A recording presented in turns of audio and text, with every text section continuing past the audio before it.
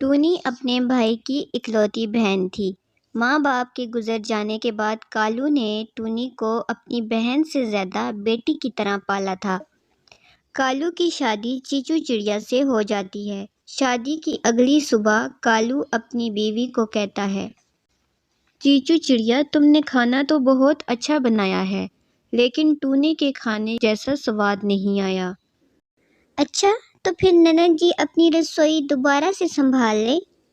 ارے نہیں بھابھی، بھیا کا وہ مطلب نہیں تھا۔ وہ کیا ہے نا، ماں کے گزر جانے کے بعد میں ہی کھانا بناتی تھی، اس لیے بھیا کو میرے ہاتھ کے کھانے کی عادت ہو گئی ہے۔ ارے باتوں باتوں میں بتانا تو بھول ہی گیا۔ چیچو چڑیا، مجھے کچھ دنوں کے لیے کام کے سلسلے میں گھر سے باہر جانا ہوگا۔ تم ٹونی کا خیال رکھنا۔ ماں باپ کے گزر جانے کے بعد میں جب بھی کام سے باہر جاتا تھا تو ٹونی گھر پہ اکیلی ہی رہتی تھی۔ آپ فکر مت کیجیے جی، اب میں آ گئی ہوں نا، اب میں ننند جی کا بہت اچھے سے خیال رکھوں گی۔ اگلے دن کالو چلا جاتا ہے۔ اس کے جانے کے بعد ٹونی چڑیا، بھابھی آج کیا بنایا ہے ناشتے میں؟ بڑے زوروں کی بھوک لگی ہے۔ ناشتہ تو تم بناؤ گی نا، تمہارے بھیا تو تمہارے کھانے کی بڑی تعریف کرتے ہیں، اس لیے میں نے فیصلہ کیا کہ کیوں نہ تمہیں تمہاری رسوئی واپس کر دوں۔ ٹونی کو چیچو چڑیا کا رویہ کچھ بدلا ہوا تو لگتا ہے، لیکن وہ اس پہ زیادہ دھیان نہیں دیتی اور کھانا بنانے رسوئی میں چلی جاتی ہے اور گرما گرم سموسے بنا کے لاتی ہے۔ چیچو چڑیا سموسے کھاتے ہوئے کہتی ہے، ارے واہ ننند جی، تمہارے بھیا تو ٹھیک ہی کہتے ہیں، تمہارے ہاتھوں میں تو گجب کا سواد ہے۔ بس میں نے فیصلہ کر لیا، اب سے تینوں ٹائم کا کھانا تم ہی بناؤ گی۔ بیچاری ٹونی بھائی کے جاتے ہی بھابھی نے اپنا رنگ دکھانا شروع کر دیا۔ اب وہ اور کر بھی کیا سکتی تھی، صبح سے شام تک بس رسوئی کے کاموں میں ہی لگی رہتی۔ اگلی صبح چیچو چڑیا کے موبائل پہ کالو کی کال آتی ہے۔ ہیلو جی کالو جی۔ کیا کر رہی تھی؟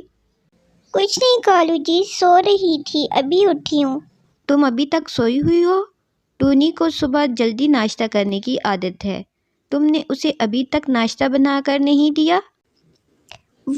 وہ میں نے ٹونی کو ناشتہ بنا کے دے دیا تھا جی، اس کے بعد تھوڑا آرام کرنے آ گئی۔ وہ کیا ہے نا، سارا دن رسوئی اور گھر کا کام کر کر کے تھک جاتی ہوں۔ اچھا ٹھیک ہے، میں نے فون اس لیے کیا تھا کہ آج میرا دوست اور اس کی ماں ٹونی کو دیکھنے کے لیے آ رہے ہیں۔ تم ٹونی کو کہنا شام کو تیار رہے اور کچھ اچھا سا ان کے لیے بنا دے۔ جی اچھا ٹھیک ہے جی۔ چیچو چڑیا فون بند کر کے خود سے بولتے ہوئے کہتی ہے، اگر ننند جی چلی گئی تو سارا گھر کا کام مجھے ہی کرنا پڑے گا، اب مجھے ہی کچھ کرنا ہوگا۔ پہلے ٹونی کو بتا دیتی ہوں، پھر سوچتی ہوں کیا کرنا ہے۔ او مہارانی، تمہارے بھیا نے تمہارے لیے رشتہ دیکھا ہے، وہ لوگ شام تک آ جائیں گے، تم پہلے ان کے لیے کچھ بنا لینا، پھر تم تیار ہو کے آ جانا۔ ٹھیک ہے بھابھی۔ شام کو ٹونی مہمانوں کے لیے کھیر بنا کر خود تیار ہونے چلی جاتی ہے۔ اس کے جانے کے بعد چیچو چڑیا کھیر میں مرچی ملا دیتی ہے تاکہ اس کا رشتہ ٹوٹ جائے۔ شام کو رشتے والے آتے ہیں۔ کالو نے سچ ہی کہا تھا، اس کی بہن تو بہت ہی خوبصورت ہے۔ کالو نے تو اپنی بہن کے کھانے کی بھی بہت تعریف کی تھی۔ جی بالکل ٹھیک سنا آپ نے، میری ننند کے ہاتھوں میں تو جادو ہے جادو، یہ تو کبھی غلطی سے بھی نمک مرچ زیادہ نہیں کرتی، غلطی کو بھی موقع نہیں دیتی غلطی کرنے کا۔ اب آپ اتنی تعریف کر رہی ہیں تو کھانا تو بنتا ہی ہے نا، کیا بنا کے لائی ہو بیٹا؟ آنٹی جی کھیر بنائی ہے۔ جیسے ہی رشتے والے کھیر کھاتے ہیں ایسے ہی برا سا منہ بنا کے کہتے ہیں، ہائے ہائے، جیب جلا دی میری، کھیر میں مرچی کون ڈالتا ہے؟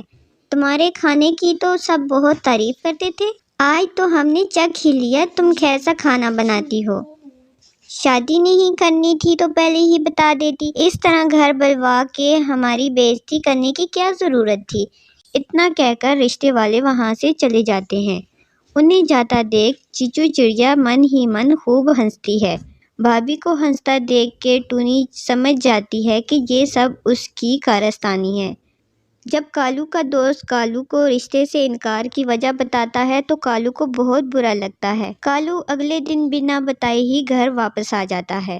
گھر آ کے وہ کیا دیکھتا ہے؟ اس کی بیوی چیچو چڑیا ٹونی کو دھمکاتے ہوئے کہہ رہی ہوتی ہے، یہ رونے کا ڈرامہ میرے سامنے مت کرو، اور جب بھی تمہارے بھیا آئیں گے تو تم انہیں بول دینا تمہیں یہ شادی نہیں کرنی تھی، اس لیے کھیر میں مرچی ملا دی۔ لیکن بھابھی، اگر آپ میری شادی سے خوش نہیں تھی تو آپ بھیا کو منع کر دیتی، ایسے مہمانوں کو مرچی والی کھیر تو نہ کھلاتی، بھیا کی کتنی بے عزتی ہوئی ہوگی۔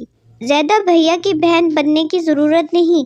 اتنا کہہ کر چیچو چڑیا ٹونی پہ ہاتھ اٹھانے ہی والی ہوتی ہے کہ کالو دیکھ لیتا ہے اور کہتا ہے، اچھا ہوا میں بنا بتائے ہی گھر آ گیا، ورنہ میں تمہارا اصلی چہرہ کبھی نہ دیکھ سکتا۔